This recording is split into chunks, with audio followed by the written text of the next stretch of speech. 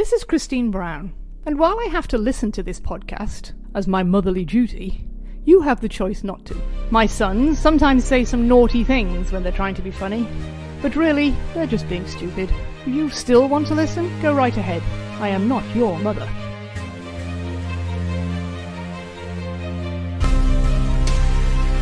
Welcome back to the Patriots Dynasty podcast. This is the 2002 season, working our way through. We're on week 14 against the Buffalo Bills with Drew Bledsoe's return to Gillette Stadium, even though he never actually played there. That's good. But before we get into this game, we have a very special guest on, someone I personally am super excited to talk to. And we have with us today Bryan Horry. And you may not recognize the name, but you'll recognize what he does. So I'm actually going to let him explain what he's doing these days. Bryan, how are you? I'm doing well, guys. Thanks for having me. I'm the executive director of the Patriots Hall of Fame, presented by Raytheon Technologies. And, after covering the team back in 2002 for Patriots Football Weekly, but, running the museum now, having a great time doing that, and getting to talk a little Patriots history more. Yeah. And you're also doing the Pats from the Past podcast, too, correct? That's correct. Yeah. Which is something we enjoy doing and talking to a lot of alumni about their careers and, just kind of reminiscing a little bit. Yeah. For those that haven't listened to it, I highly recommend it. It's great. Yeah. It's the top of my playlist whenever it comes out. It's there's some great stories that you wouldn't expect to hear from that's all sorts of people. Hear. Yeah. I actually enjoyed the one about Andre Tippett, and just kind of like how he was a little salty about his time with the Patriots. I was surprised about that, because that was kind of my first ever real first name I recognized on the Patriots, growing up. Well, there was a lot of guys, that you talk to. I'll give you a quick story, and I probably shouldn't share it. But these are the best. Yeah, good start. But, go on. When we brought, a lot of the Hall of Famers will come back for induction, and so in 2009, when Robert Kraft decided to induct Billy Sullivan in the 50th anniversary season for the team, obviously the original owner and founder of the Patriots, yeah. John Hannah said to me, whatever you do, don't sit me anywhere near the Sullivan family. Because he was bad blood there. He was salty. I mean, that I'm not sure he ever got over his holdout in, I think, 77 maybe it was, where him and Leon Gray both held out on the left side of the offensive line there, and I think he just felt like the Sullivans weren't committing financially to the success of the team, and so he was a bit salty about that. And if you know John, he doesn't certainly hide his opinions, so. So he said that. I was like, okay, John, whatever. How long have you been the director of the Hall of Fame? Since it opened in 2008. I actually went back. So I was at the Patriots from 1997 to 2005, covering the team as the editor of Patriots Football Weekly. Yeah. And then left in 2005 and went down to work at The Score in Providence. I co-hosted an afternoon drive talk show with Scott Cordici down in Providence from 3 to 7 on weekdays. And then when the Hall of Fame was under construction, I went back to the Patriots in December of 2007 and helped finish the exhibit development and get the building opened, and been there ever since. So you're in charge of kind of like designing all the exhibits and things like that and putting those together? Yeah, I mean, we have a great group that does that, and thankfully the craft is very committed to it, in terms of the fan experience and really staying committed to making sure that the Hall of Fame stays updated. We've probably spent, since winning the Super Bowl against Seattle in 2014, they've probably spent close to $3 million renovating the building. So, wow. They're really committed to making sure that the fans are getting a great experience there. And to be honest with you, I think when we opened, our Super Bowl gallery was just okay. And the impetus to really change that was the win over Seattle, the way that game finished with Malcolm Butler. and it really made us pause and think and make some changes. We actually gutted the gallery and the gallery in front of it, which was called the Fan Zone, and we really expanded the Super Bowl exhibit. And then, of course, when the Falcons Super Bowl happened, we had to do something special for that, and so we actually built the floor out over the pro shop and expanded the exhibit even further. And then we had that whole home win against the Rams, so that was easy.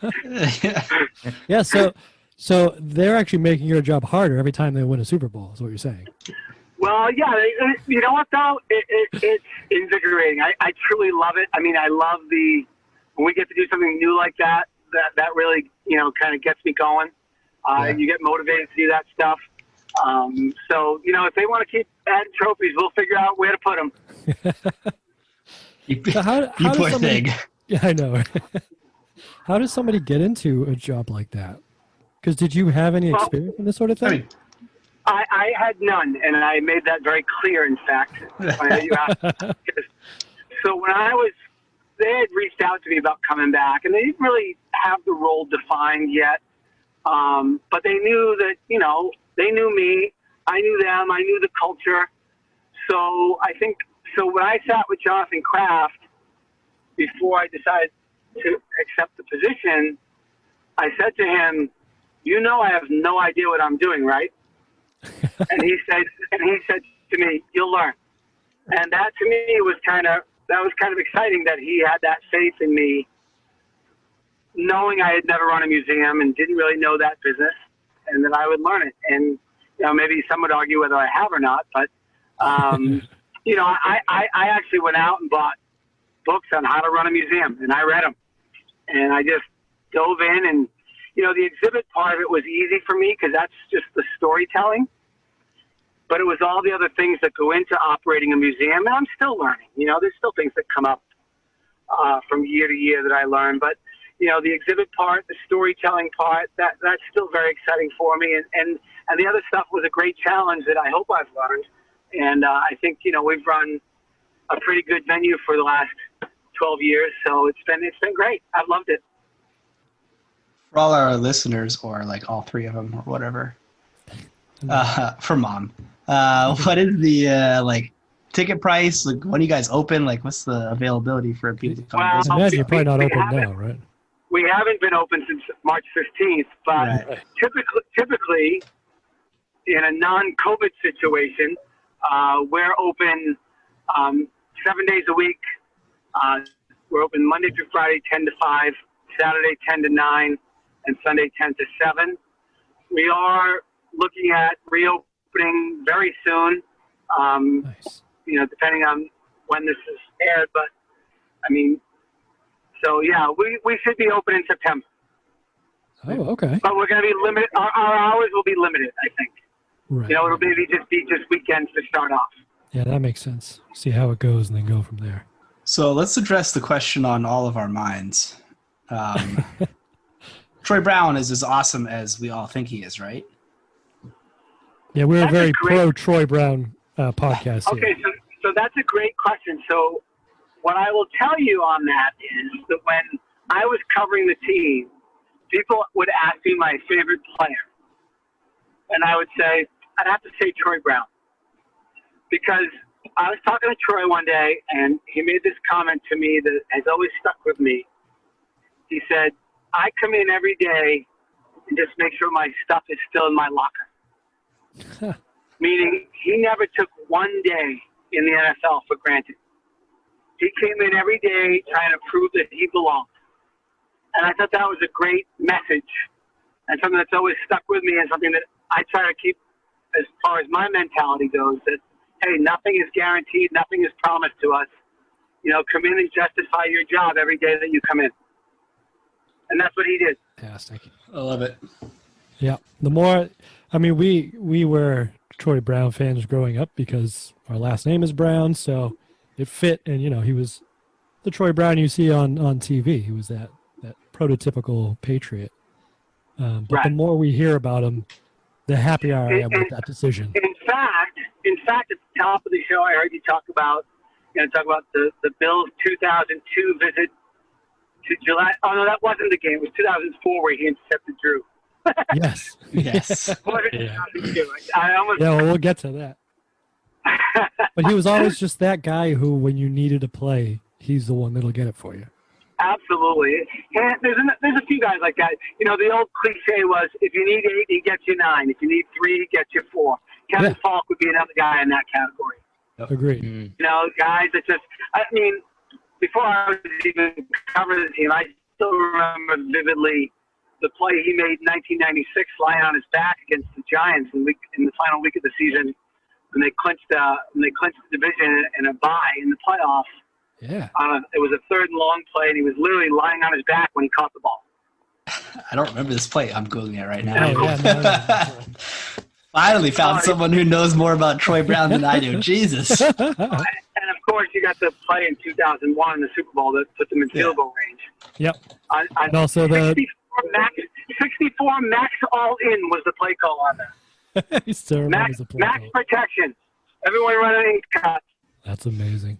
And of course, you have the 2001 AFC Championship game too, where he has the wherewithal to scoop up the blocked kick and lateral it, so that it goes for a touchdown instead of just a big game at the end of the half there. I really like this direction this interview is taking, just about how awesome Troy Brown is.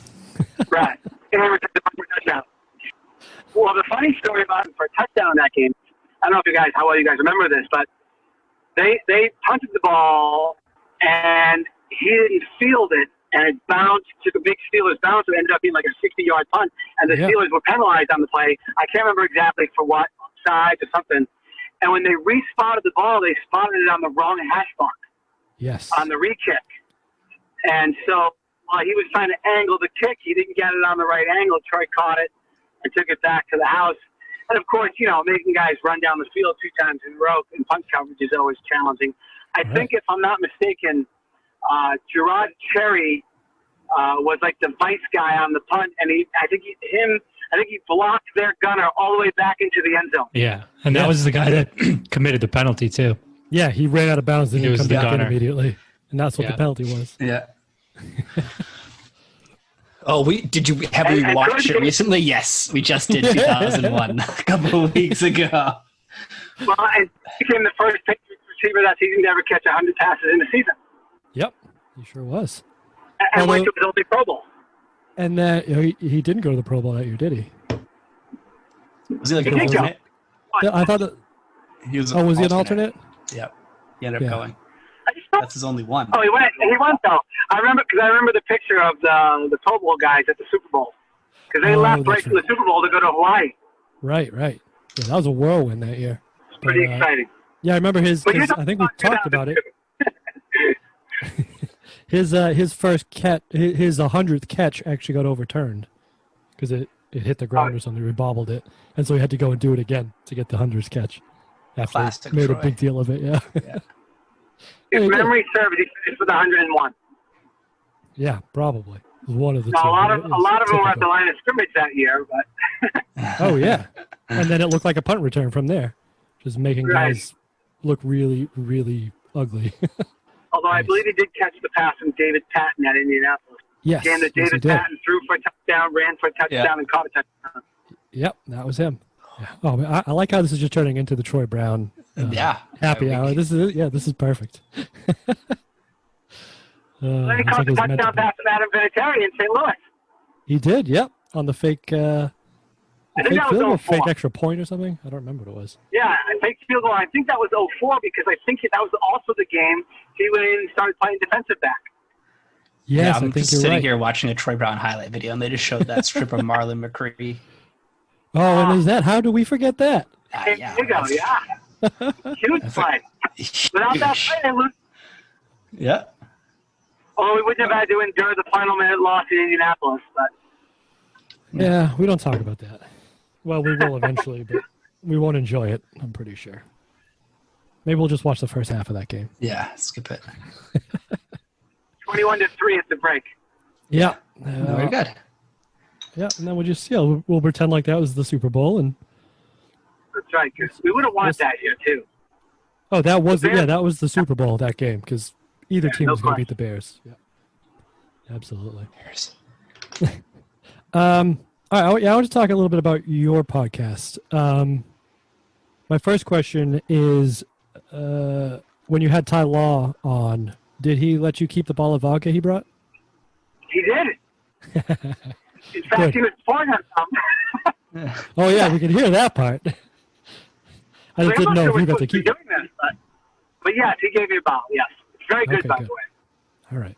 Yeah, we did a in the 2001 AFC Championship game, we did a Drew Bledsoe celebration, so we bought his wine and drank that for nice. episode. And that's really good too. You did, Andy. Yeah. Yeah, I was the only one that could find it actually, because I'm the only one that's still open. Yes, I got to try his wine when we brought the 2001 team back for its 15th anniversary. He supplied the wine at the event, so it was nice. Oh man. Nice. He and David Hewitt, who also has his own wine. David Hewitt has his own wine? Yeah. Oh, add it to the list, boys. We're gonna have a Damon Hewitt episode. The David Hewitt appreciation. Is it the real Damon Hewitt, or is it like Josh McDaniels? Did you know Bledsoe's business partner is Josh McDaniels, but it's not the Josh. Yeah, that got us all sorts of confused. Well, I think in the wine world they say, yeah, the Patriots offensive coordinator is Josh McDaniels, but it's not the Josh McDaniels. It's a different one. Yeah, that's awesome. Yeah, so we should do a Ty Law. Yeah, I think we absolutely should do a Ty Law episode where we drink his vodka, but I think that might get a little messier than it could get ugly. A wine Or episode. entertaining. And then we go to his trampoline park after. Oh, that's He right. got rid of. He sold those. He really? did? He sold out of that to get into the V1 business. Oh, tough. That's good. 'Cause that was Probably a not a good combo, broken ankle waiting to happen anyway. Or at least throw it up, dude. Someone's puking. Mm-hmm. It didn't. Wasn't there a sport that they had back in the day where it was Slam ball. trampoline basketball, slam ball? That's right. Yeah, that show was sweet. Mm-hmm. Well, you know who was good when we did. You know who told a funny story. I don't know if you heard the Lawyer Malloy podcast, Oh yeah. but if you've heard the story about when he went to the Super Bowl in in New Orleans against the Rams in Super Bowl 36. When he gets to his hotel room, he's got this really small hotel room. And Richard Seymour comes by, and he's like, oh, man, you should see my hotel room. I got this great big room. It's awesome. And Laura Malloy was like, what are you talking about? The rookie got a better room than I did? Yeah. So he goes down the bill, and he goes, Coach, I don't want to sound like ungrateful or like I'm not focused or anything, but, my hotel room sucks. And Bill was like, really, Lawyer? That's what you're worried about? So Lawyer was like, you know what? Yeah, you're right, Coach. I'm sorry. And he walks away. So later on, Bill's assistant goes up to him. Bill's assistant, Bears, goes up to him and says, hey, here's the key to your new room. So Lawyer's like, oh, awesome. Thanks. He goes up to the room, and he goes in the room, and there's a treadmill in the room. And he's like, wow, I got this awesome room. And so Coach sees him later in the day, and he goes, how do you like your new room? He's like, oh, Coach, thanks so much. It's awesome. He goes, well, I don't know why, but they put a treadmill in my room. And Bill goes, yeah, because it was my room. Bill gave him his room. Holy shit. Oh, crap. He walked away. He's like, oh, thanks, Coach. Yeah, what do you say to that? Did Bill stay in his room, in the other room? I think so. I mean, that makes sense. Ed Ollie created the best defensive game plan in the history of the league that night. Good deal. From Lawyer Malloy's crap room. Yeah. I wonder if we can get that room, if we can go down to... Yeah, book the hotel room. It was the Fairmont Hotel. Right. See? There we go. We'll have to find out what room it was. We could probably afford the cheap room. The small one. So I traveled with the team, and back then, we would stay on, as a writer for Patriots Football Weekly, we would stay on the floor with the players. Like, there was no separation. So, like, Ty Law could have been sleeping in the room next door to me. Now that doesn't happen. A couple of years later, they'll change that whole thing, and we got put separate floors. The players had their own floors. But that Super Bowl, I stayed on the same floor with a bunch of the players. So you'd walk out of your room, and it would be Ty and Laura walking down the hall. That is so cool. But not anymore. But the best part about that was when you get off the elevator, there'd be tubs of drinks and stuff and snacks and drinks right on your floor, which was pretty cool. You get spoiled.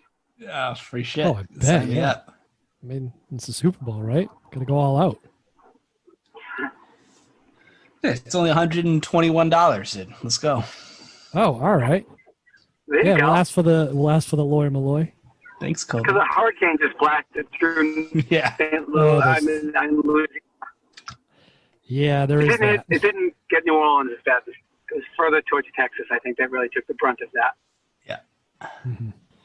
Lake Charles, I think it was. That sounds familiar. All right. Did you boys have any questions you want to ask Bryan? I have one, but I'll save it for the end here because we don't know what I'm going to ask. That's true. I got a question. How does the decision making? How are the decisions made, and who gets into the Hall of Fame for the Patriots specifically? Yeah, that's a really good question. So every year in about April, a lot of media people that have covered the team. Occasionally, there's Andre Tippett is on it. Occasionally, there's another Hall of Famer who might invite Steve Nelson or Steve Grogan, just to get some of that perspective from players who played, back in the 70s and 80s. And then, media members, a couple staff people, Fred Kirsch, who's the vice president of content for the Patriots, Paul Perillo, who covers the team for Patriots Football Weekly still, Matt Smith from our production studio, guys that have been around for quite a while. So that committee meets, and anyone can nominate a player who has been retired for at least 4 years. Or coach for that matter, head coach. So if I want to nominate a player, I will stand up. I'll say I'd like to nominate Lawyer Malloy. Might give a couple reasons why, but we go through a nomination process, and then we go through each nominee and discuss or debate their merits.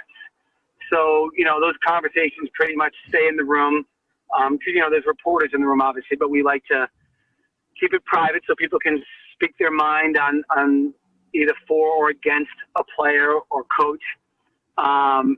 People can report on their own opinions all they want. You're just not really reporting on other people's opinions. So once we go through the whole nomination process, discuss the nominees, everybody's given a ballot, and you can vote for your top 3 choices, 5 points for first place, 3 points for second place, 1 point for third place.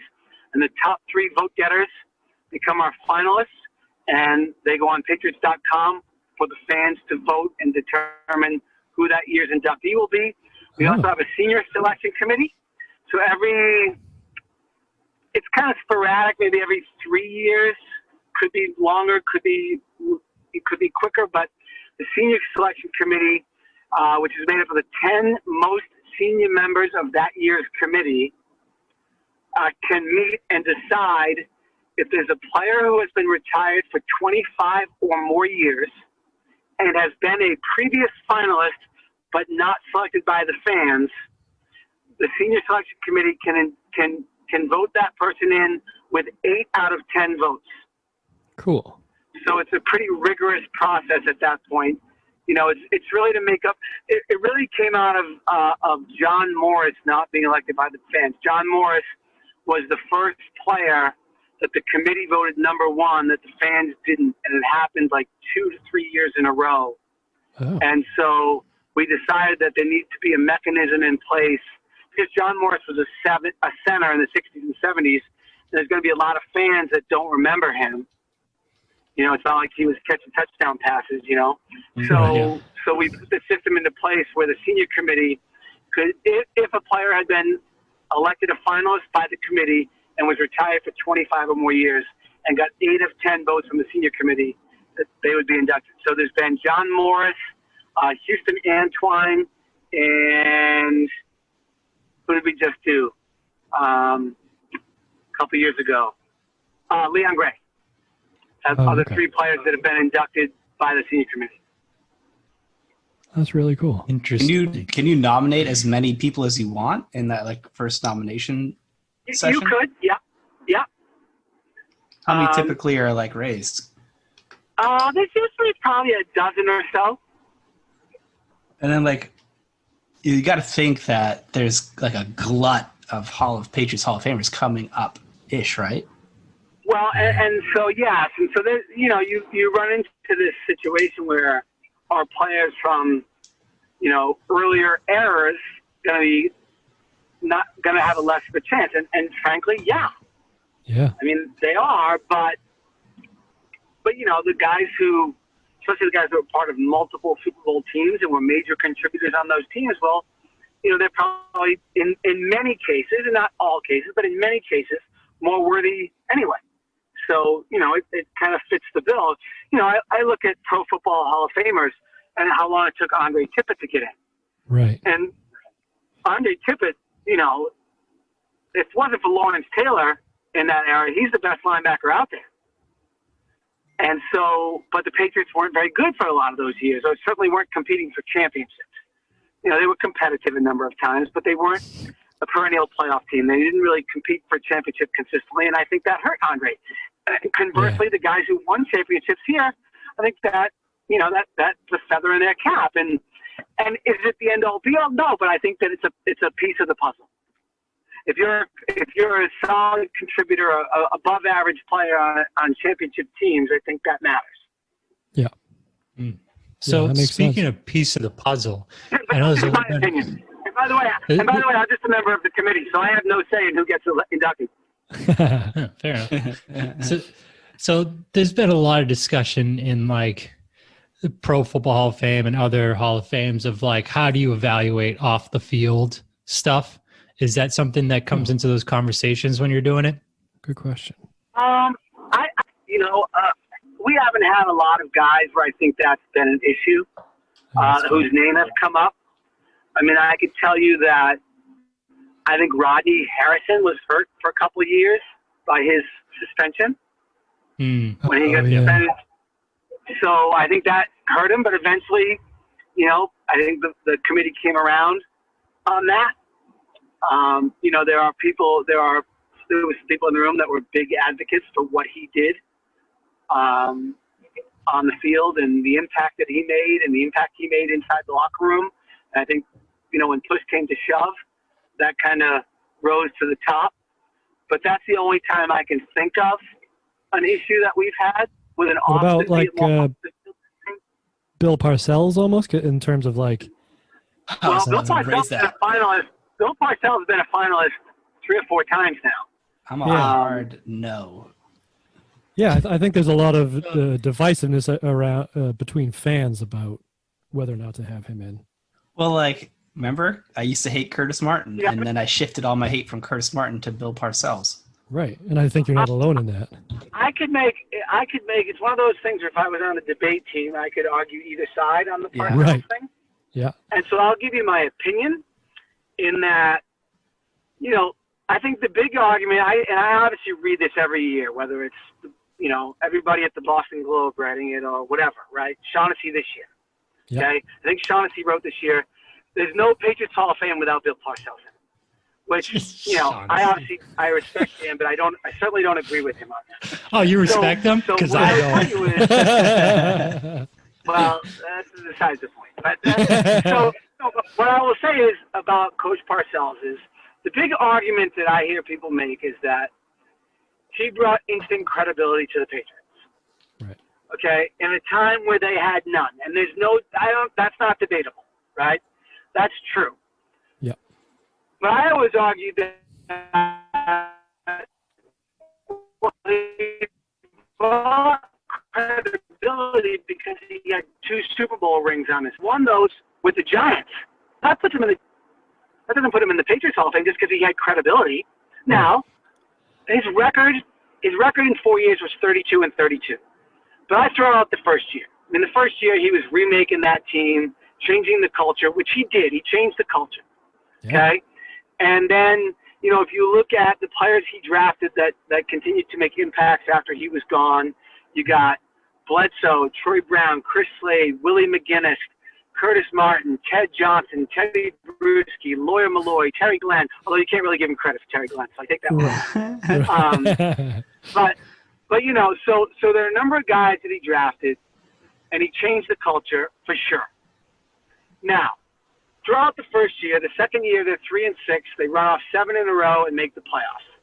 Yep. You know, that was the year. It's the 7-game winning streak that started with Bledsoe's 45 of 70 game in Foxboro against the Vikings, 26-20 overtime win.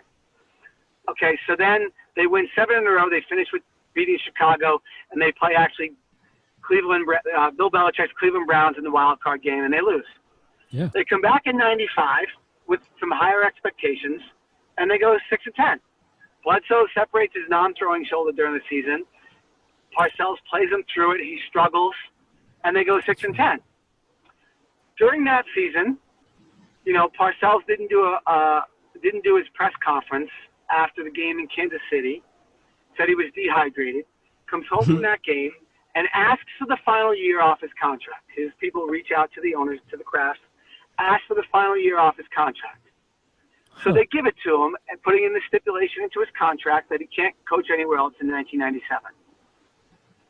So they go through the 95 season, and they get to the draft. Now, he wants to draft, I think it was a defensive lineman from Clemson, and Bobby Greer wanted to draft Terry Glenn. Right.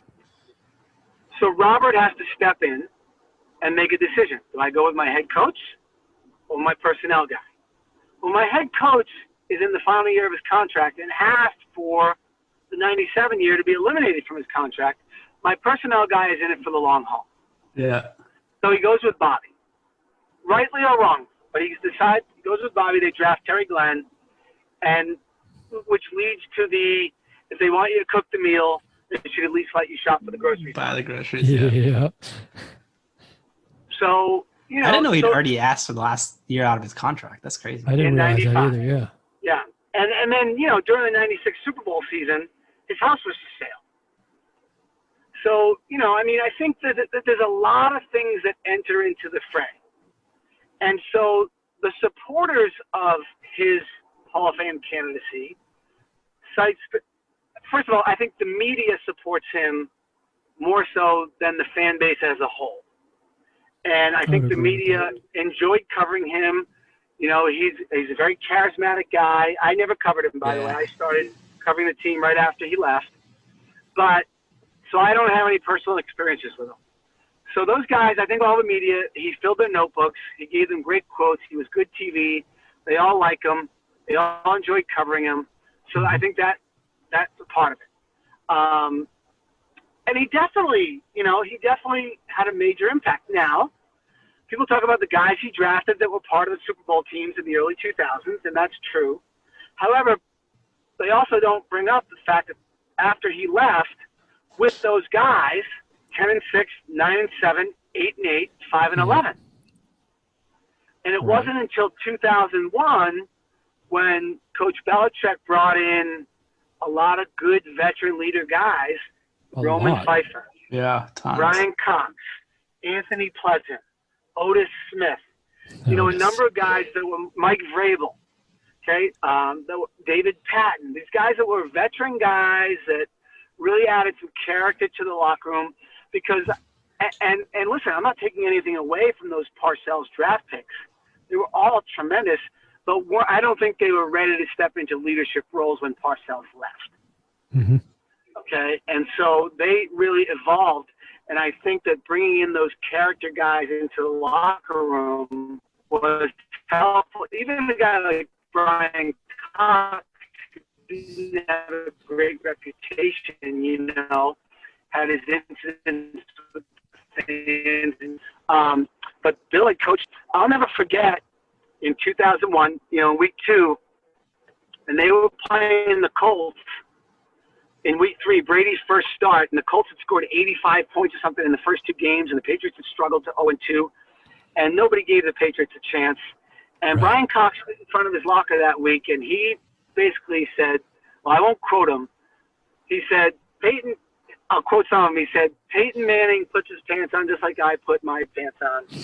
And I'm not the kind of guy to blank another man's blank. Okay? And he said, 1 week in this league has nothing to do with the next. And they went out and won 44-13. Yeah, they did. Brady didn't have huge numbers, but Antoine Smith rushed for 90-something yards. They had a couple interceptions for touchdowns. Ty Law had one. Otis Smith had one. And didn't Brian Cox set the tone in that game with a hit on whoever that wide receiver was? He laid out one of the Colts wide receivers early.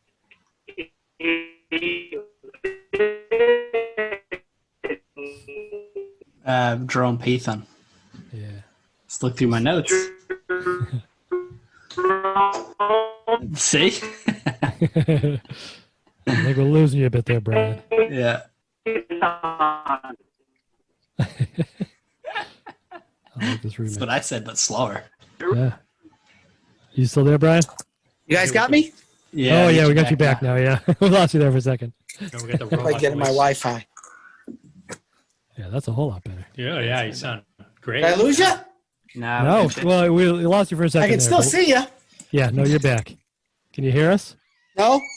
No, you can't. We got you. Thumbs down? Thumbs up. Yeah, still there. I can see you. I just can't hear you. Oh. Really? Turn the volume up. Hello? Hey. All right, we can Hey. hear you, but you can't hear us. Oh, I got you. You got me? Yeah. We got you. There we You're go. All back. right, sorry about that. All No good. worries. It was Jerome Pathan that he hit.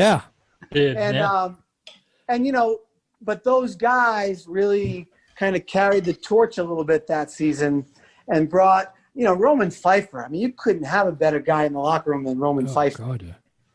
And when you added those guys to the Troy Browns and the Teddy Bruschies and the Ted Johnsons that were already in the room, I think that made all the difference in the world. And then, getting everybody to buy into the whole team concept and leave the egos at the door, made a big difference as well. So, I just think that when you talk about Coach Parcells, yes, those guys made an impact, but it was later on and took some time. It wasn't like when Coach Parcells left, that culture change didn't stay.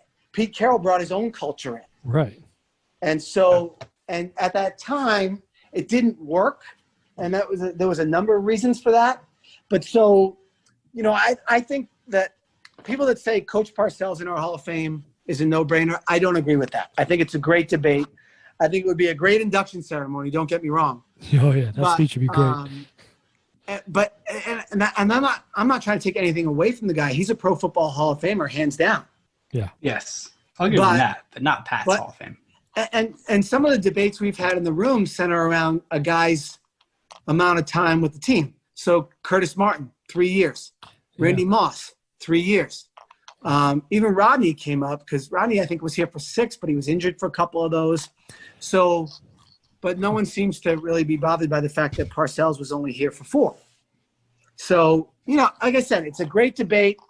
I don't think it's a no-brainer by any stretch. I can't argue with people that say he changed the culture and brought credibility to the team. He did those things. Absolutely. But I don't think it lingered when he left. So I don't – now, the other thing people try to argue is that, Bill Belichick wouldn't be here if it wasn't for Bill Parcells. And there's definitely some truth to that. Bill Belichick was introduced to Robert Kraft in 1996.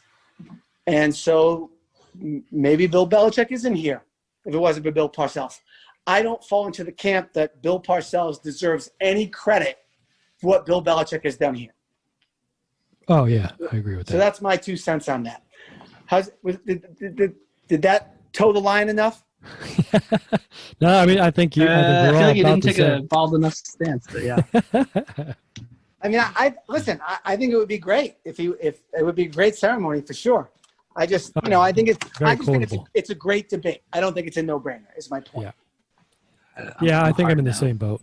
So Steve's a hard no. I'm in the middle with Bry, so that must mean Greg's a hard yes. I think it's a very polarizing, debate, and there are people that think like Shaughnessy that, there is no Hall of Fame without him in it, and then there are people that do not forgive the way he left. Yeah, I mean, he didn't fly home with the team from the Super Bowl. I think again a piece of the puzzle. Like I've argued actually in the meetings. Well, we need to consider Chuck Fairbanks because he was Bill Parcells before Bill Parcells here.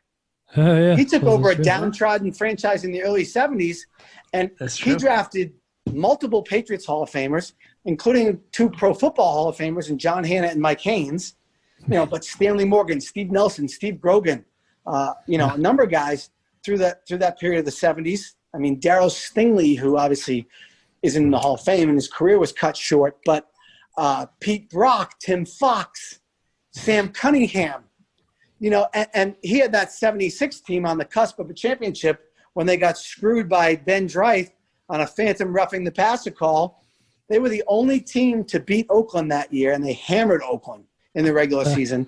Oakland went on to win the Super Bowl, and the Patriots left with a bitter taste. Took 25 years, by the way, to get we got our revenge. Hashtag tough rule. But and then the 78 team was the first team to win the division, but Fairbanks left under a similar cloud of controversy. He had accepted a college job, I think, at the University of Oklahoma, and the Sullivan family got wind of it going into their final game in Miami, and so I guess suspended him would be the right word for the final game. And the coordinators coached the game in Miami. They reinstated him for the playoff game against Houston. They got buried by the Oilers, and then he was gone. And so there was a similar controversy around his departure. And again, I think that's a piece of the puzzle. Yeah, that doesn't sound as much like that's on him as maybe the way Parcells left, though. That almost sounds like ownership. Yeah, I mean, listen, I think that Parcells, put it this way, I know that when Parcells was hired before Kraft bought the team. Right. When Robert bought the team, one of his first calls came from Coach Parcells saying he was thinking about leaving. So I think it was always a year-to-year thing, and I think his career bears that out. Like, he left here, he went to the Jets short term, then to the Cowboys short term, then he was with the Dolphins for a little bit, right? Or right. Vice versa on the Dolphins and Cowboys. How about that? So he kind of jumped around a little bit, but I think I think that phone call was probably made to feel out ownership. But Robert gave him what he wanted, and he went and signed David Meggett to a good-sized contract. They traded Irving Fryer. They signed Bob Cratch and Roberts, the other offensive lineman that he had coached with the Giants. I mean, he was doing what Parcells wanted him to do. And then over time, I think, I'm sure both sides would admit to making mistakes in that relationship. But I think the trust between the two eroded, and it led to kind of a bitter breakup. Yeah, and that sort of thing happens, especially in business. But I think a lot of businesses don't have fans attached to the outcomes of those situations. Yeah, so you find yourself in having these conversations about football when you wouldn't about web development, for instance, or marketing or whatever it is that Greg does. Greg doesn't even know what Greg does. No, he doesn't. Whatever it is, I'm in the Hall of Fame of it. Well, I'm not many. I just work in one. That still counts. You're in the Hall of Fame of Hall of Fame workers. They don't give me a red jacket. Dude, they should make a Hall of Fame. By the way, those red jackets are nice. Yeah, I'll believe it. They're way nicer than the ones I get in Canton. Yeah, I'll buy one from China for $35. Yeah, we'll send you one. We'll put your name on it. It'll be nice. Yeah. Well, I'm not going to lie. The fabric probably comes from China, but they're custom made. So nice. Yeah, fair. Steve, you had one last question for Bryan? Yeah. It's more of a favor than a question. Okay. I just, I could die happy if Troy Brown knows who I am or knows who we are, really. So I got to tell him about the Patriots Dynasty podcast. Yeah. So, hey, there's these Brown brothers that just love you, Troy. And you don't even have to listen to it. Unfortunately, I don't think I'm even allowed to see him right now. I'm in no You're hurry. probably pretty busy at the moment. Yeah. Well, those guys get tested every single day right now. So they're in like their own little bubble in terms of in the stadium. So I'm not anywhere. I haven't seen a player, so. I'm in no hurry. I got the rest of my life. Yeah, we're going through every game of the podcast by the Brown brothers. Yeah. That's right. Yeah. What can Brown do for you? Well, we were going to do a podcast about the Cleveland Browns and do Browns on Browns. There you go. But there's not many games to talk I about. want to know what your thoughts are on week 2 of 2002 against Buffalo. Oh, you want to get into this? We can talk about it. If you want to listen to the podcast, I can tell you we've already done that one. We're on to the second one. I know in 2002 we couldn't stop the run. No, we crushed Bledsoe then. But that actually came about in the Kansas City game, which might have been week 3. That's when it kicked off. Priest Holmes. Yeah. Priest Holmes Dave Tomlinson. to send it to overtime. Yep. I remember that. Steve actually called it because it was one last play to tie the game up at the end of the game, and exactly, yes. He was thinking that it would be a pass play, but throw us a it was slant, not meant please. to be. Yeah. That was the year they brought Steve Martin in. He was like the big free agent acquisition. Yeah, I saw him in this game we're about to talk about. Yeah, I don't think he worked out that well. No. I was actually reading was it War Room by Michael Hawley. Yes, thank you. Yeah. And that was actually in there about how Belichick was so angry over his tape that's all they did one day was just go over how bad he was on tape. Yeah, well, they certainly struggled that year. They lost that game in San Diego where they couldn't stop LT, although no shame in not being. Actually, Priest Holmes is pretty good too. But but both of the I think Priest Holmes went for almost 200 yards. LT did go for 200 yards. Yeah. And then who was it that was on the Dolphins at that point? Lamar Smith, maybe? Lamar Smith, I think, yep. And then, but I mean, so those 2 games, and they lost to the Packers and the Broncos after that. Yeah, so they lost 4 in a row. By the way, they wore blue on blue in those 2 games. They did. And after that, Belichick said, we're never doing that again. Is that why? I was actually wondering if that was the case, because that does sound like a Belichick thing. And then they, when the NFL brought out the color rush uniforms, they caved and went with them. Not sure they had a choice. And now they're wearing them again, right? This is their new uniform now. That's their actual uniform. Well, the top is now, the top is essentially their new top. But are they wearing it blue on blue at home? I think it's blue on blue.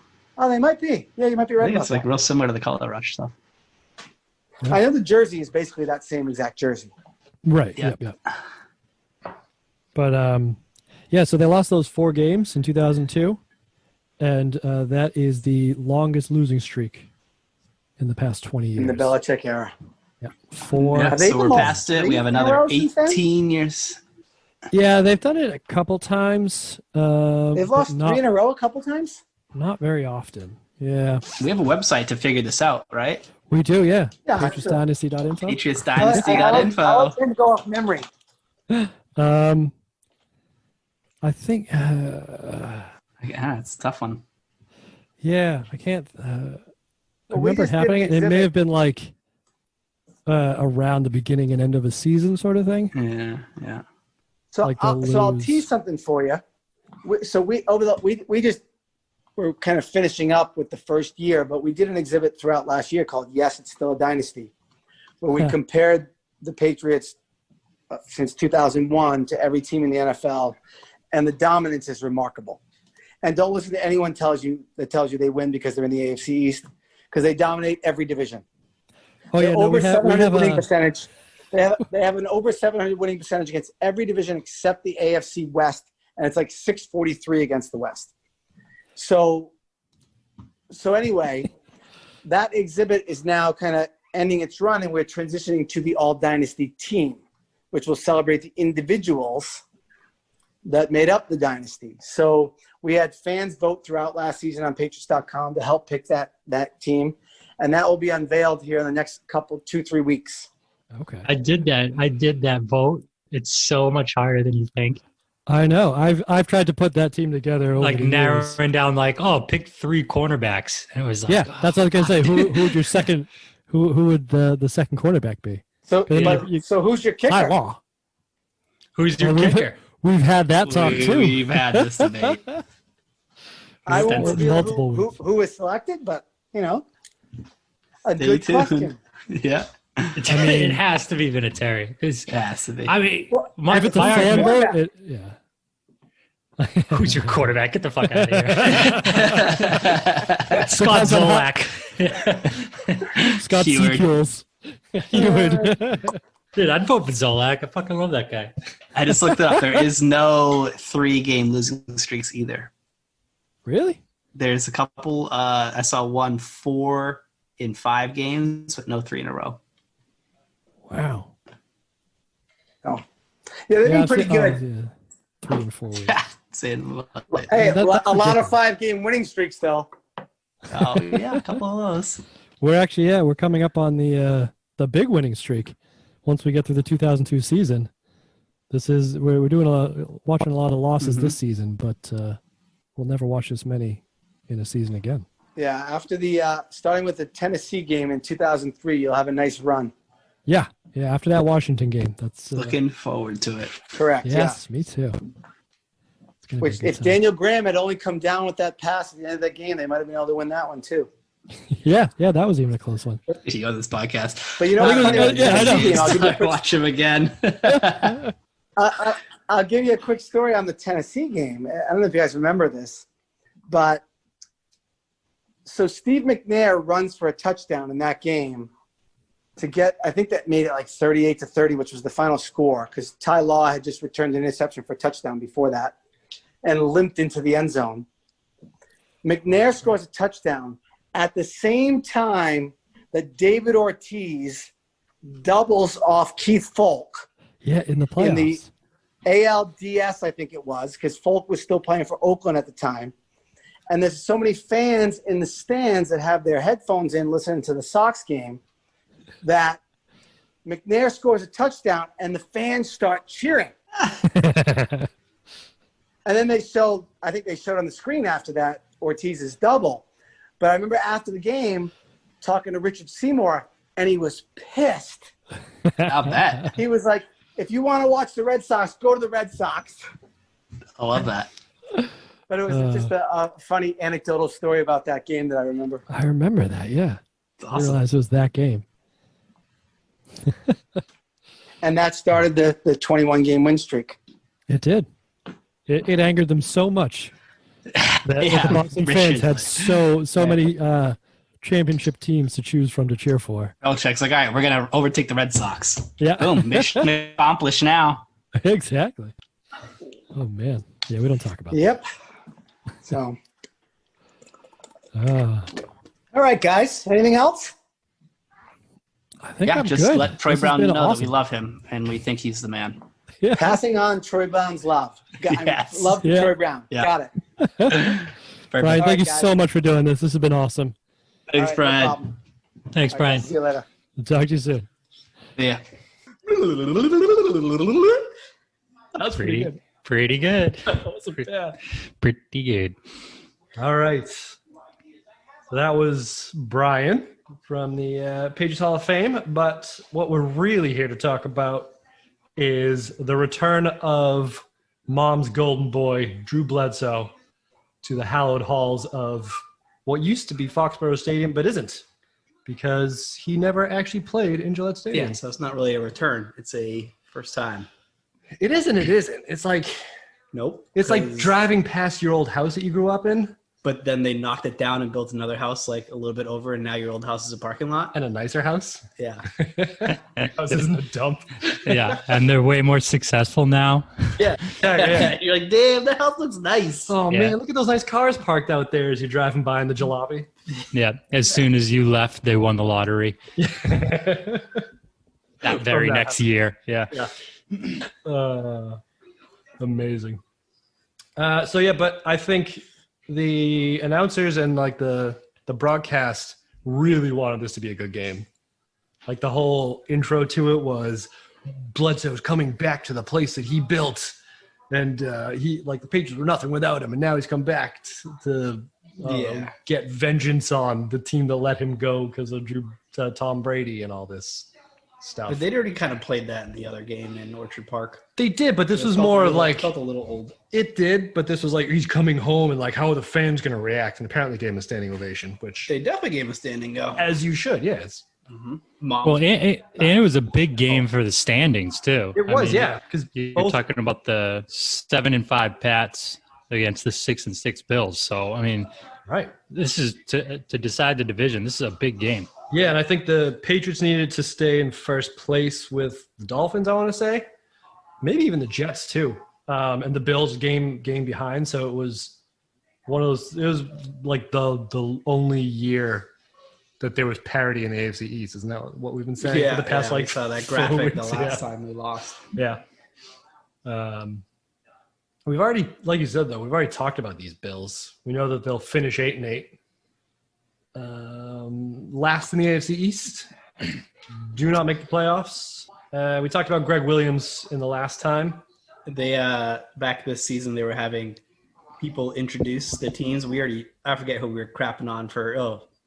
Joey Harrington. You guys are shit on him for being a nerd, and they had the same thing where like somebody talks about what the game plan's gonna be. Yeah, and we had Troy Brown, and Troy Brown's just saying, we just got to go out there and give it our all, and got to spread the ball around to all of our receivers who are really good. Just do our job, not including me. And then they had Greg Williams, and he's going out there being like, "You got to kill the head first."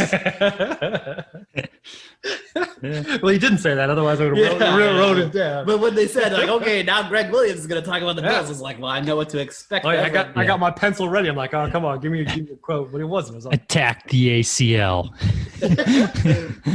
No, but he was all like, I don't know, this is stupid coach garbage instead of Greg Williams garbage. So that was a shame. Yeah. You never know what goes on behind closed doors, That's true, yeah. Well, unless it's Troy. I bet Troy's saying the same thing behind closed doors, You never know, Steve. You never know. I think we, no. I think we know. I mean, we've already talked to like 3 people who know Troy Brown, and they all said he's the man. Yeah, but they barely know him, just say about him. That's stories about how he'll go and check his own locker. Troy Brown will go check his own locker to make sure that his stuff was still there every morning. Yeah, I'm just saying, never meet your heroes. Well, especially heroes of Dave. Yeah, Aaron Hernandez donated a lot of money to charity, but I tell you what, he wasn't that cool. Are you trying to like hint at what you're like behind closed doors, Greg? I think we Steve, know. He's an open book. I got some skeletons, baby. So don't you. Let's be honest with each other here. Are we getting into those right now? Is that what we're doing? Well, I did do a little bit of a dive on Travis Henry. Okay. All right. That maybe is why I'm saying these things. Yeah. Perfect segue. Well Checkered done. pasts. Well, back to like the Bills this year. I found there, how they used to do those yearbook video montages on like VHS. So I found their 2000 Patriots one. Yeah. So I found the 2002 Bills yearbook, and it was appropriately titled "A Work in Progress." It is so funny. And then the Patriots one was entitled too. No, building for the future. Oh yeah, building for the Building future. for the future. Yeah, it's all those bullshit taglines. Yeah. But they were talking about signing Bledsoe and like getting all these quotes from players, talking about how much they loved him and how he's like a blue collar guy that fits in Buffalo. And one of the guys said, there's no highfalutin ways. He's a true Buffalonian. What? Highfalutin, Andy. We're not a highfalutin podcast over here. No, we are not. Yeah. We're big dick dummies over here. We're steak and potatoes kind of podcast. My collar is literally blue right now. You are wearing a blue collar. Highfalutin. Does that mean like you're playing the flute and you're like keeping it high? Pompous or pretentious is what Google.com says. Wait. So Travis Henry knows a word that I don't? No, I don't think it was Travis Henry. Yeah, it was someone saying about Bledsoe. Oh, okay. It wasn't. I thought it was a quote from Travis Henry here. I was floored. Yeah, but what does the other website say about it? What's the definition from Urban Dictionary? Urban Dictionary, yeah. Ooh. Stat check. Synonyms, hoity-toity, and la-ti-da. All right, got it. Urban Dictionary, here we go. Highfalutin. Groundless assumption of a higher status or affection than actually contained. That's not very Urban That's not very good.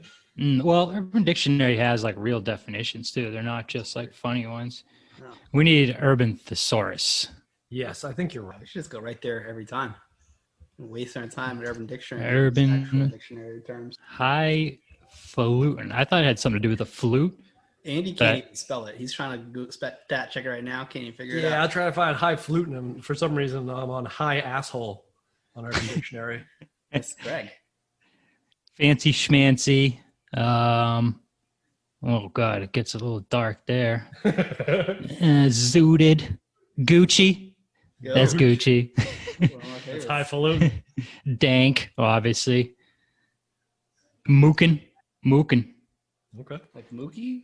Hi, Mookin. New Jersey's bachelor degree. I don't understand that. And then somehow we end up at Cum Dumpster. I feel like it's one of those like, how many like ways can you get to Nicolas Cage? Urban Thesaurus just always ends up at Cum Dumpster. All links lead to Cum Dumpster. Yeah, it's Kevin Bacon. It's like the 7 degrees of Kevin Bacon. And every day That's what it is. Yeah, 7 Kevin degrees Bacon. of Cum Dumpster. Yeah. Ah, shit. All right. Love it. So what else about Travis Henry other than he's highfalutin? Speaking of Cum Dumpsters. Nicely done. Yeah, so I went back all the way through to like his high school years. He's from Florida. He was Mr. Florida football in his senior year. Huge deal in Florida. Yeah, which is a huge deal. He's from Frostproof, Florida. Where he was Frostproof. born. Yeah. Lives in apparently is Buffalo. a Yeah, name in that's Florida. tough. Frostproof. Yeah, that's the And then he went the to exact permafrost. opposite. Yeah. Brutal. So he ran for 4,000 plus yards and 42 touchdowns in his senior year. In 1 year? Yeah, in 14 games, which averages about 300 yards a game and 3 touchdowns. Fuck me. Like Every game. quarterbacks don't do that. Yeah. Yeah, so he was pretty highly touted coming out of high school. He went to Tennessee, but I guess he was sharing carries with Jamal Lewis. Oh, well, yeah. So it took him a while to really get going. He was nicknamed Cheese by his strength coach for being as tough as a block of government cheese. That's a stretch. Like we come up with bad nicknames, and even that's a stretch. It's such a strength coach thing to say too. I guess so. Oh, Yeah. get a cheese. So I was raised on government cheese. I turned out okay. Breast milk? No. Government breast milk.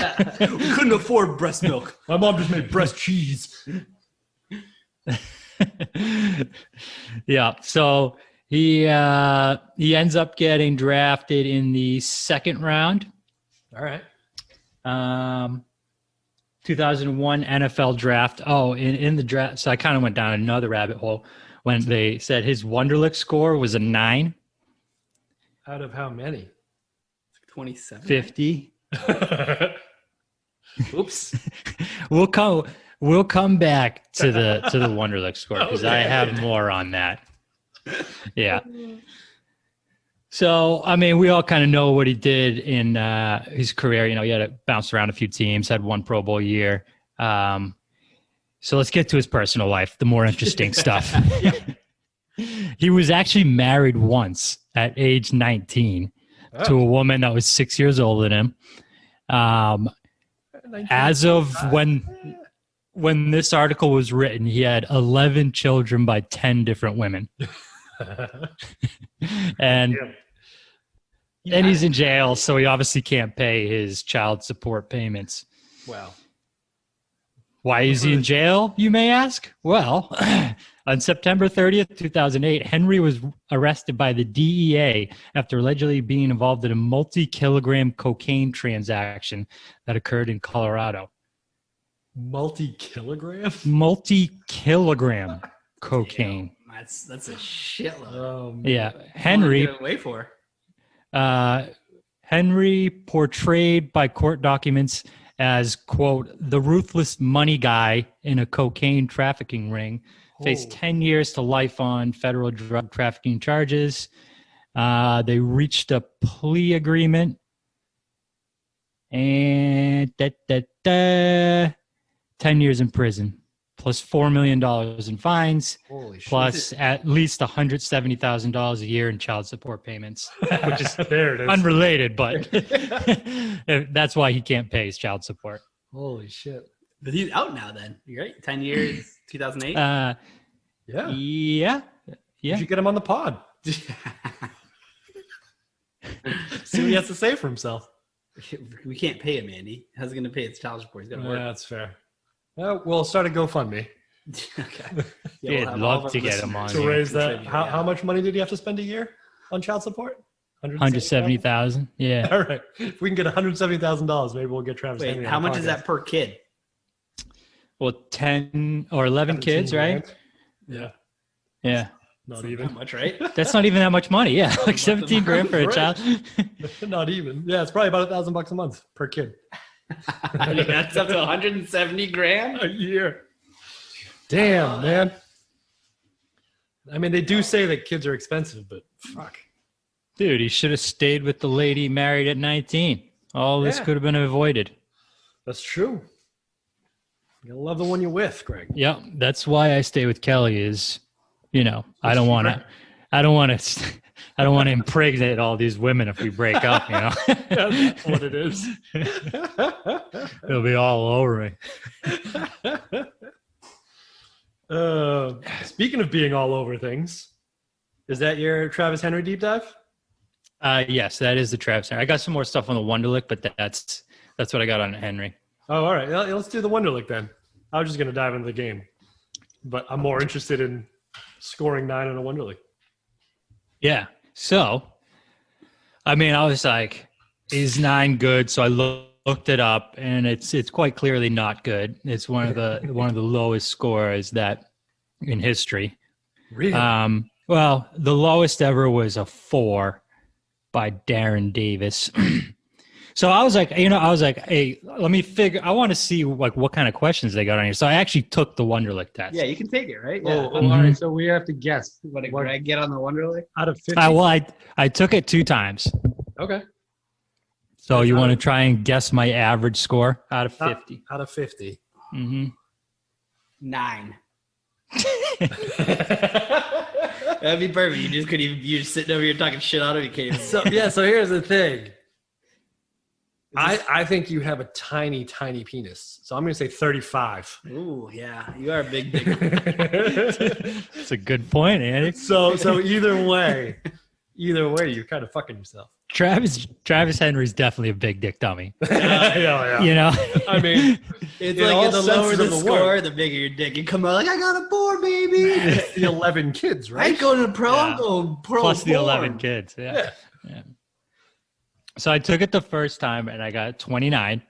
And then the second time I got a 36. Oh, so, yeah, right. That was So pretty good. Brady got a 33. So right, so you're right in that range. You're in I'm the like, Brady range. I'm in the Brady smarts and looks range. Oh, it's a shame that Brady's got a small dick. Right. But he had a massive hog until he went to Tampa Bay, and then it shrunk. Right, yeah. So the thing about it though is it's 50 questions, but it's only 12 minutes. Right.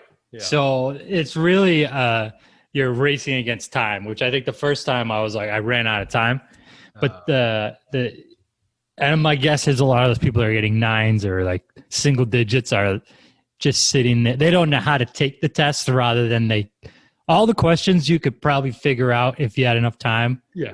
But a lot of them are like, they vary in difficulty. So if you know how to take the test of like, all right, skip the hard ones and go to the ones that are easy. But that being said, some of the questions are, I screenshotted some of them. I'll ask you this one. Which of the following numbers is the smallest? 0.6, 8, 5, 0.33, or 13? Like that shouldn't take you 15 seconds to figure out, Yeah, it's 6. Yeah. 6. 13.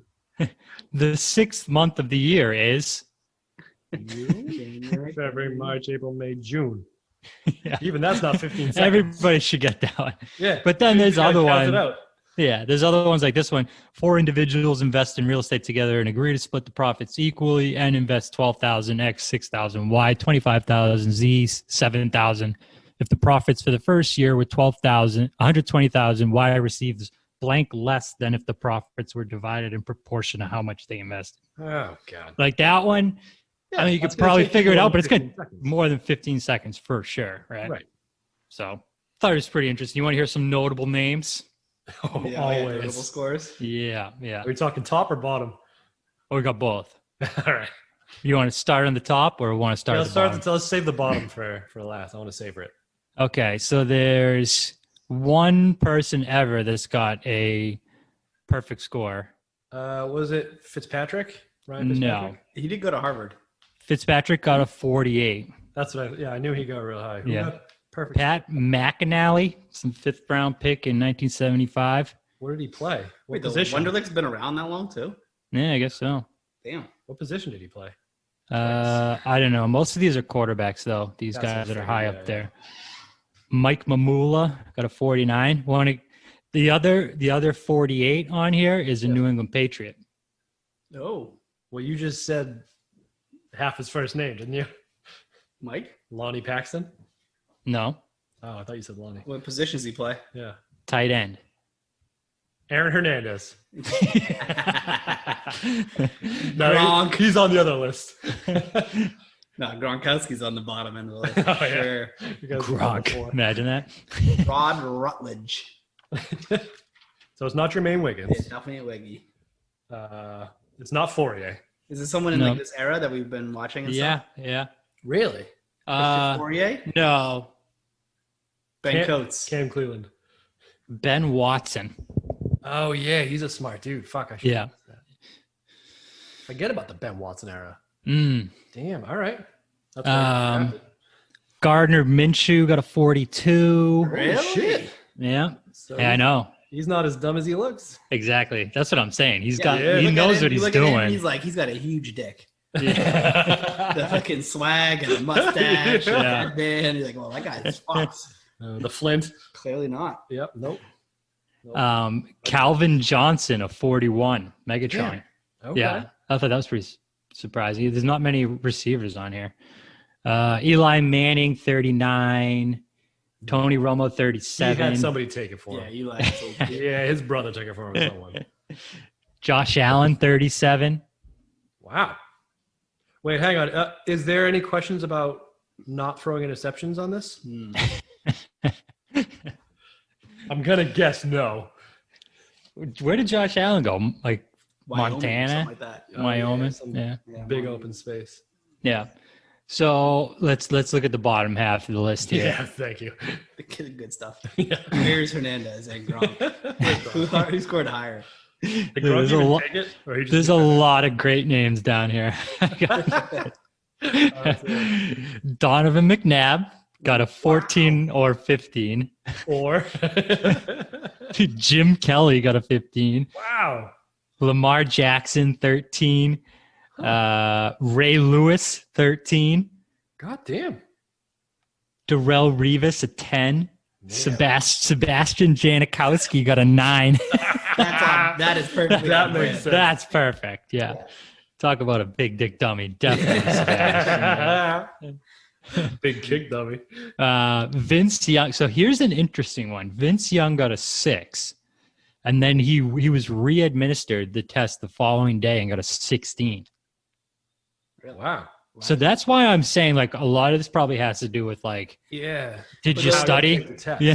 Did is anyone like- explain how to do this to you? There's so much of like draft prep that they should be like you can just go on the internet and Yeah. take a Wonderlic test. Like, before you go to the combine, take a bunch of Wonderlic tests so you know how to Yeah. Take 2. Yeah, I mean. And you know what I think probably has to do with it? Like standardized testing is a lot of like, it's your mental approach. So people that like, if it's not your skill, I think it's a lot easier to like shut down and be like, I'm not even going to try. Yeah. It's almost like with up me, halfway through. weightlifting with me, right? I can't do it. So I was always just like, I don't want to do it because I suck at it, you know?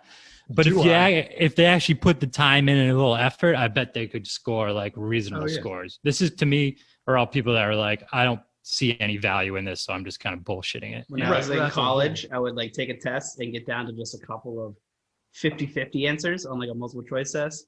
I'd bring a coin to me, and I just flip the coin and then mark down heads or tails. but I do it pretty quick, so everyone's staring at me because I'm just flipping coins and writing down my answers. Yeah, that sounds about like, right, Steve. If the coin came up heads and I really wanted to be tails, I put the tails. Yeah, you know. Yeah, that's a good point.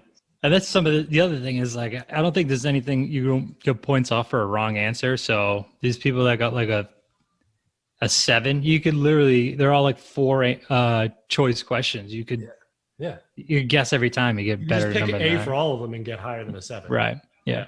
Just by law. Frank Gore got a 6. Like it's clearly not indicative of like how good of a career you're gonna have. That's what I was gonna say. Yeah, maybe it's actually probably more indicative. The lower you get, the more focused you are on football. You obviously weren't studying how to take tests. Yeah. And then the 2 lowest are that guy Darren Davis and then Morris Claiborne, that cornerback from Dallas. He got a 4. Wow. You almost have to try. Yeah. You don't point for writing your name like Like the SATs. elementary school. Forgot it. Man. 4. Like, I think I would specifically have to try to get a 4. Right. Like, it would be harder for me to get a 4 than to get like a. Yeah, but you haven't been hitting the head a whole shitload. I've been hitting the hell a lot. What's your name? Ooh, the tough ones first. Spend 6 minutes on his name. What is your favorite color? Blue. No, yellow. All right. So speaking of failures, let's talk about these Bills. What do you guys give this as a watchability score? Greg, you go first. I would say watch the first half. Yeah, that's fair. Yeah. So I mean, it's kind of. I would say, let's say 4. I'll go 3.5. Yeah, let's go 3.5 because the good thing is it's one of those games where you don't have to watch the whole thing. You watch the first half and then you can just turn it off, and you don't really even watch like the first quarter and the fourth quarter. All right. Because the first quarter, the Patriots score 3 times on all 3 drives with a Bledsoe interception, like mixed in there. Just sprinkled in. And classic Bledsoe interception. Yeah. And then it was a batted ball. It got batted straight up, and Seymour picked it, which sandwiched 2 Tom Brady touchdown passes, 1 to Patton and 1 to a back shoulder to Donald Hayes, of all people. I was watching that, and I was like, where's Hayes been all year? And I think I figured it out. Because there's a one on the field goal, the first drive, where Branch got hurt. Yes. And because he's out, Hayes is in. Right, yeah. So Hayes got kind of like, he was their big signing in the offseason. And I thought he's been pretty decent when he's in there. Yeah, but he's Branch not, is like, Branch came in as a rookie and just took his job. He did, yeah. Yeah, I think that's exactly what happened. Donald Rutherford B. Hayes. Oh, not bad. That's great. Yeah. I like it when you guys like my nicknames. Let me try one. Drew lung bled. So okay. Because what do you mean? His lung bled. Oh, long bled. I think it said long bled. So bled for a long time too. Yeah. Yeah.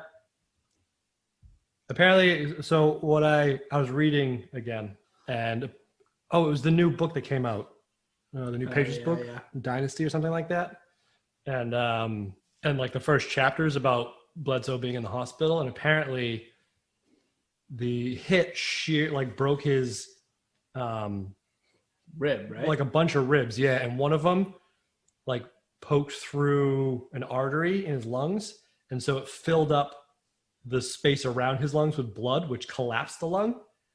So what they did is they put a tube, because they could have they were supposed to go in and like cut him open to drain it.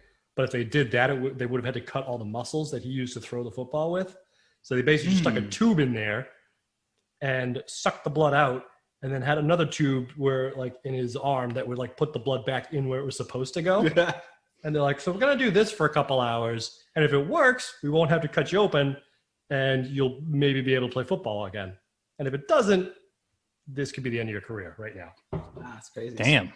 Super fucking sketchy. Yeah, I don't think I was ever aware of how serious of an injury that was. Yeah, me neither. I mean, I knew it, but I didn't know that detail. That's crazy. Yeah.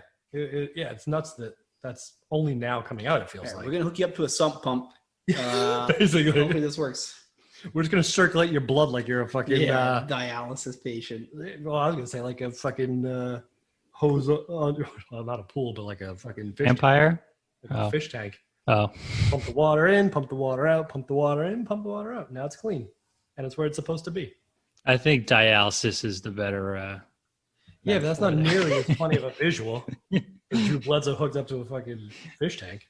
It's a Chinese fire drill, right, Steve? Is that? Hey, that's racist. No, it's not. For the red blood cell Chinese fire drill. Red blood cell. So that was the first quarter, and then the last quarter was Bledsoe throwing more interceptions and Peerless Price fumbling, which made me feel real good because he was talking a bunch of trash, being down 3 touchdowns the entire game. I mean, it was closer than you'd think, though.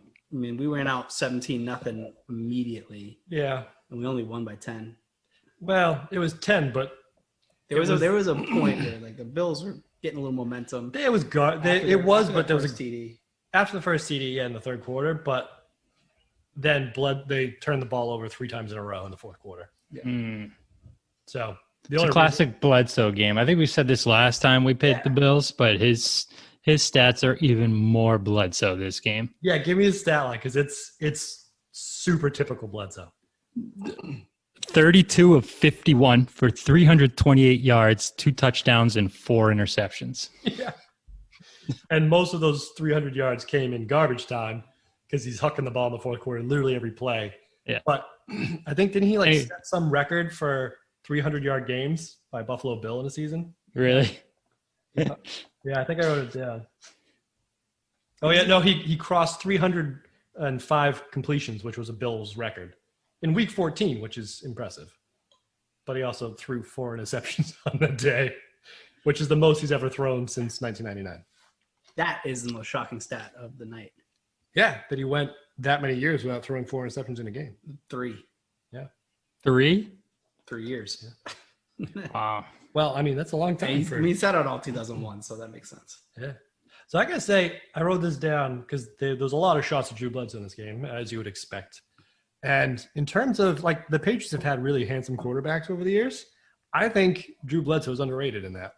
Of course. I think he's a handsome dude. I think he's got a very chiseled face and very just like...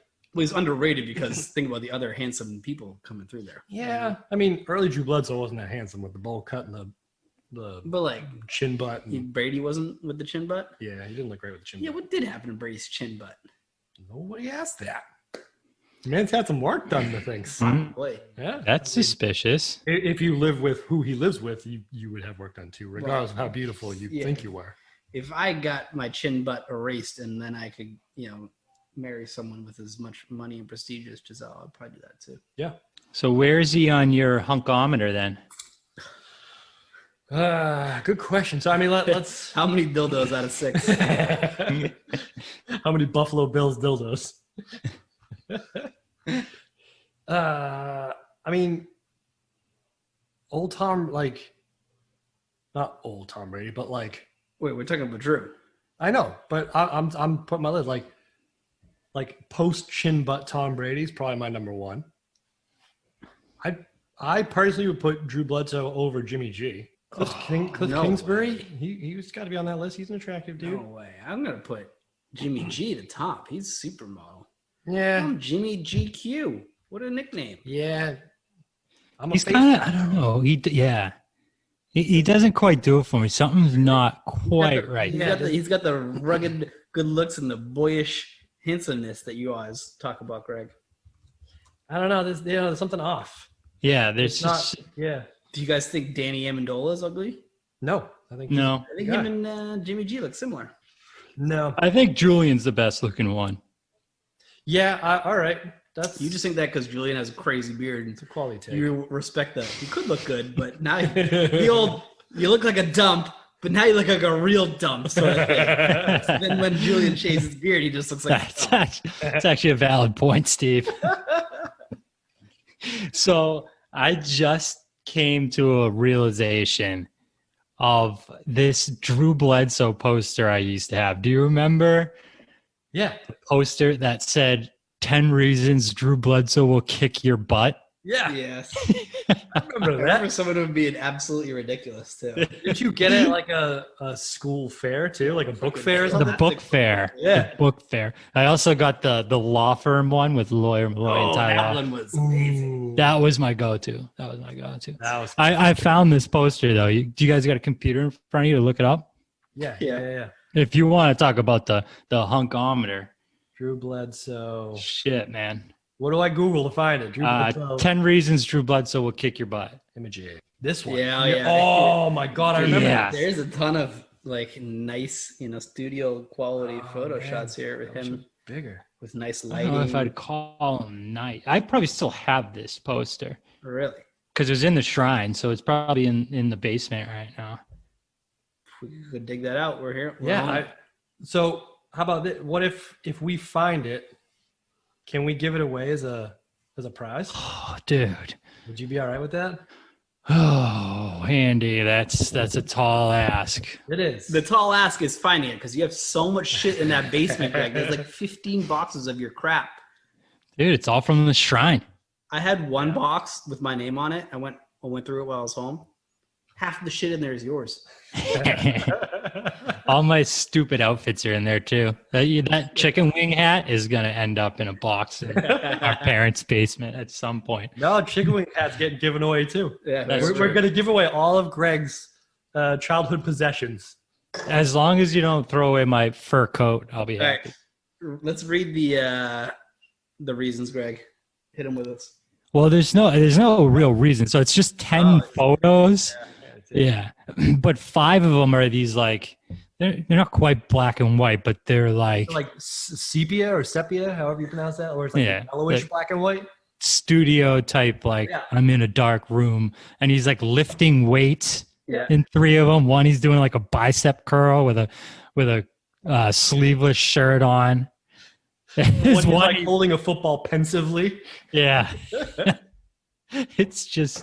It's so ridiculous. I actually remember having those conversations with myself as a kid. Where like, what are the 10 reasons? And like looking at each photo and being like, oh, he's got good footwork. There's one where he's handing it off. He's like, oh, he's a great play action. Good decision maker. Yeah. Whoops. Got great biceps. Not throwing a pick on this play. Got good mental toughness. That's the one with him looking pensive. That's right. Yeah. Oh, that's a quality. Yeah, if we find that, we will let the listeners know. And I think we're gonna keep doing what we're doing with the best. Yeah, just write us a review. Yeah, the best review. We'll go to ratethispodcast.com/patspod. Yeah, he's memorized that. You didn't even have to read that off of anything. Yeah, that's the way to go. Andy, I can't read. It'll be in the show notes. That's true. So yeah, if you want to rate us for a chance to win, if we can find Greg's poster of Drew Bledsoe. It's probably down there somewhere. Classic Drew Bledsoe softcore porn. That's what it is. Yeah. I mean, he's a beautiful man in these pictures, though. I just don't think I can't think he's better looking than Jimmy G. And Danny Amendola, would you say Danny Amendola or Drew Bledsoe? That's a little deep. Amendola's good looking. He is. I think I'm still on the Bledsoe train, though. I think Bledsoe's my number 2 of Drew Bledsoe. Andy, do I need to leave the room? Hang on, let's see. By yourself? Shirtless, Drew Bledsoe shirtless. Nice, Drew Bledsoe. Let's just say, the first picture of Drew Bledsoe shirtless. All right, let me just give you an array of what's happening here. The first one is it looks like rookie Drew Bledsoe with Bill Parcells in those old school starter jackets that make you look super puffy and fat. He's fat. Yeah, although nobody's topless. One of the top results is Tom Brady's combine picture, which I'm a big fan of. Yeah, that's what I was getting to. Are you going to go to the Super Bowl gay guy guide? The gay guy guide to the big game, Super Bowl. Get out of here. XLVII. Let's, How was Drew Bledsoe part of the Super Bowl? A man eating vagina, a giant turtle, gay rights supporters. Oh, this is the 49ers Ravens one. Why is Drew Bledsoe in here? Drew Bledsoe in there? That's not Drew Bledsoe. That's Kaepernick holding a pet turtle, Sammy. I don't know why that showed up. Bledsoe. Yeah, not a lot of Drew Bledsoe shirtless photos. Oh. Andy's very upset. Yeah. So I guess I can't say for sure that Drew Bledsoe's my number 2 because that's a shame. You were just Googling Drew Bledsoe shirtless? Yeah. Yeah. Good God. Nothing comes up. Welcome to the podcast, Greg. Where have you been? Let's just cut to the chase and Google Bledsoe naked. All right. Drew Bledsoe porn. Porn actors look like Drew Bledsoe. Deep fake, baby. Steven, stop reading. Drew Bledsoe Wonderlic score. Ooh, let's figure that one out. What do you guys think it is? If you had to guess. It's like a 20. 25, right in the middle. 29. Ooh. Greg, got a guess? I already looked it up. Yeah, so did I. Dude, 36. Oh, this says 37. Oh, even better. He outsmarted Tom Brady. Dude, our boy is wicked smart. Blaine Gabbert scored a 42? Yeah, I saw that one. I didn't bring it up because it didn't fit my narrative. Give me Brandon Whedon. Remember the old Cleveland guy? Yeah. I bet they're like, well, he's older, but he's got a really high Wonderlic score. 27. No, never mind. Josh McCown, 30. Andy Dalton, 29, in case you were wondering. I wasn't. Gronkowski got a 32. Is that better than you, Greg? Wait, Gronkowski's not... That, he had somebody take that for What him. about Hernandez? Ooh, that's a good one, Stevie. Guesses? I think his is probably pretty bad. I'm saying less than 20. high. I'm saying 20. he's this like super smart psychopath. No, less than 20. Beat Gronk. He's in the teens. I didn't see anything for it. He definitely went to the combine. Aaron Hernandez, Wonderlic. Oh, 17. Ooh. Teens, baby. I nailed it. Yeah. All right. While we're on the topic, what about like Tyreek Hill? Oh man, we're just gonna do this, huh? We already heard Ray Lewis. Tyreek Hill, Wonderlic, 27. Not bad. Not bad. Who just like comes off as wicked dumb? I mean, take your pick. Well, what about Cam Newton, do you think? Higher or lower than Brady? Slightly lower. I'm saying high 20s. What was Brady? 32. Give me 33. Plus 1. 21. Greg. 21. Which is below the NFL quarterback average of 26. Who's a fucking idiot? What about Terrell Owens? That'll be an interesting one. Oh, Terrell. What? No. What? This Yes. is these. Yeah, give us a guess. See, this could go either way. Right. It's either really high or really low. I'm going really low, like a 12. Half. Lower Lower? by half. 6? That's what this says. Wow. What about Jerry Rice? See, because he strikes me as someone that would be like, this thing is stupid. I'm not doing it, you know? Yikes. Jerry Rice, 15. Dude, we could do this all day. We really You could. should just go down the list of the. What's your list, Greg? Where all the guys with a bunch of babies. Oh, yeah. What's that Hall of Fame called? The Breeder Hall of Fame, You probably. have a blog post on it. Yeah, I don't think I had a Yeah, name for it. we should put the Wonderlic scores next to those and do like a power ranking where it's kids times Wonderlic score. That's a good point. Your power rank. Because clearly Wonderlic's size of your dick Right. correlation. Oh, yeah. We should do a scientific mathematical deep dive into. This is Andy's way of trying to go measure Drew Bledsoe's dick. Hello, Drew. Yeah, it's for a science project I'm doing. Science project. It is fascinating, though. It was. Poor Vince Young. Yeah, he had a rough go of it. I just feel bad for him. Yeah. All right. Should we talk? You want to do best and worst in this game? I mean, there's not much happened outside of those 2 quarters. Sure. You want to give him a quick recap of the game, though, from start to finish? Because I don't think we said the final score. That's a good point. Final score 27-17, your New England Patriots, thanks to a garbage time Bills touchdown, which I thought mirrored the last Bills drive in the time when we played them in Buffalo, where they drove from they drove from their own 12, drove all the way down the field and started like chucking it in the end zone, and it looked like they weren't going to get a touchdown out of it anyway. But this time they did, even though it didn't matter. And they were like, Drew Bledsoe already had 4 picks. The commentator's like, well, I don't know about this. Maybe you should just not sling it. But come on. It's Drew fucking Bledsoe. You know Drew Bledsoe. Yeah, you know it's coming. Oh, yeah. So, and Molds made this like circus one-handed, ridiculous spinning catch too. Their other touchdown was a clear OPI. Yeah. The commentators are like, we're 100 yards away, and we can even see the fans are right. Yeah, it was.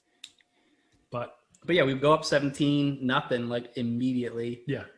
The Bills get that one touchdown and kind of turns around. So it's 17-7 at one point, I believe, or 20. No, they didn't score until the second half. Yeah, but it was like 20-7. The Bills had some good momentum. Yeah. Like another field goal, 20-10. At that point, you're like, okay. Yeah, and then the Patriots go either way. Tried to like do the backbreaker thing where they tried to end around, but it was too. Daniel Graham, I think, was the guy running the end around, and he fumbled it. So they ended up going 3 and out on that, and so you're like, oh fuck this! You can feel the shift happening.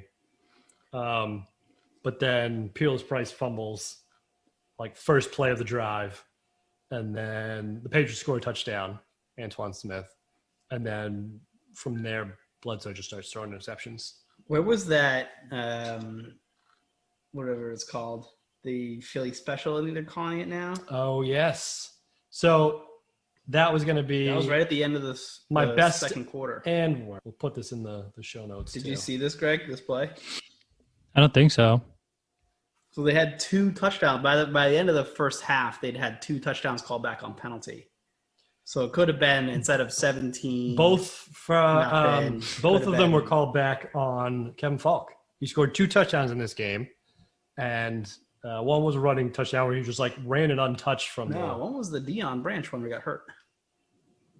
Well, then they had 3 touchdowns called back because I remember towards the end of the game, Faulk had a TD called back. It was like a long touchdown run where he got untouched but was called back for holding, and it was like a bullshit call. But this one, Greg, was called back. And, I mean, you remember this play working because they've tried it in other... Oh, yes, I did see this. So it's basically, if you guys remember from the Dolphins, I don't know if it's happened yet. Have we talked about it? Where Kevin Faulk takes a direct snap, Brady out of the shotgun, and runs to his right, and then does a throwback to Brady. In this case, scores a touchdown. And this would have been Brady's first and only ever receiving touchdown. Yeah. He never caught one. And it was such a bullshit call. They said Brady was moving at the snap. No, they said Faulk was moving at the snap, which, I mean, it's fine. He was moving sideways, though, so it should technically have been a legal either way. It was shift, but yeah. So, yeah, it was a bullshit callback, but it was the exact same play that they ran against Miami where it worked, which I think we've already seen. Yeah, because Brady talked about turning a touchdown into a 30-yard gain or something like that. But this is the exact same play, and it worked perfectly, but they got called back, which was bullshit. So that's my best and worst in this. My worst is Brady not dancing into the end zone a little bit more. You know, he was clear. I think he saw. Should have done a cool high step. Yeah, he should have. Yeah, and you feel like young Brady would do that back in those days. He was more fired up than he is. No celebrating in Tampa. Bruce Arians, real hard ass. Brady loves getting yelled at by him. We'll find out. So that was brutal. And the other 2 touchdowns that were called back, also brutal. But it was like... But at the end of the day, the Patriots still won. There was a bunch of missed opportunities, but points. It was 20-10 at one point, and the Bills definitely had momentum. Yeah. And then they just kind of... Bledsoe started throwing picks. Eric Mould started dropping the ball, and they just kind of shot themselves in the foot. Yep. We're going to end there was a running touchdown to close it out. Yeah. There's a classic Bledsoe interception in there, too, where he's like in the grasp, and he just like chucks it into traffic, and it's like, oh, boy. Yeah, the middle of the field. Middle of the field. Never going to work, but desperation play. Yeah. So I was looking at the box score. And that last drive that started on their own 12, that ended in the touchdown to Molds. Yep. Bledsoe attempted 15 passes in that one drive. Oh, he did. In a row. 1, 2, 3, 4, 5. There was a couple 9. Quarterback runs though. No. Oh yeah, there was one. Yeah. Drew Bledsoe middle for 10 yards. Yeah. Left guard for 1 yard. That's amazing. Yeah. You're just putting the team on his back, baby. I mean, that's what he did. But apparently the week before he had done something similar. But that's what I'm saying. He sees the new family's house that looks really nice, and then he goes back to the house in Orchard Park and is like, man, it's just like my old house. I'm going to put the whole team on my back and throw 50 times a game. It's true. Yeah. But, I mean, last week, they played the Dolphins, and they beat the Dolphins, right? And it was in Buffalo in the snow. And he threw 177 of his 306 yards on his last 3 completions. They were all just like huge plays that like went for touchdowns, and that's what won the game. Fucking ridiculous. The dude can throw a football. I'll still give him that. Not always to his own team, but that's all that matters. Yeah. Also, something interesting that they showed a stat on the screen was after 12 games in 2001, the Patriots are almost exactly the same spot as they were this year. And yet, somehow, they didn't win the Super Bowl. All right, want to wrap this baby up? Let's wrap this up. All right. Want to give me a best and worst, Greg?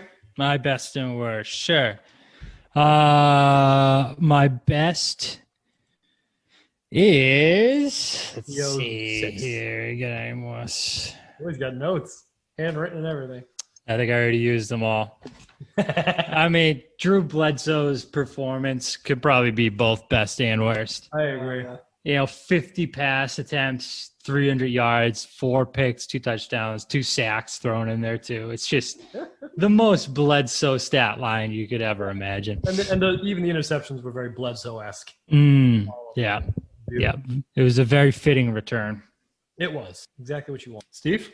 All right. I don't know if this is the best or a worst, but the Patriots punted from the Bills 30. They did. Like late in the game. Fucking Belichick, dude. He sucks. That was after the Faulk touchdown got called back. Yeah. Yeah. And so there's, instead of like even, because Vinatieri missed the field goal from about the same spot the last drive. So he's like, fuck it, we're punting. Punted from the 30. Yeah. You get roasted in today's social media world. 47-yard field goal into the wind. Wasn't happening. And then not a stats guy. I don't know if this is the best or the worst, but the commentators are talking about how John Gruden, used to be a ball boy at Indiana for what's the famous coach there? The Colts? No. Bob Knight. Basketball. Yeah, Bob Knight. Oh, really? John Gruden, as a little kid, Bob Knight's ball boy. God. Oh, my God. When he was a little kid? Oh, definitely. Oh, 100%.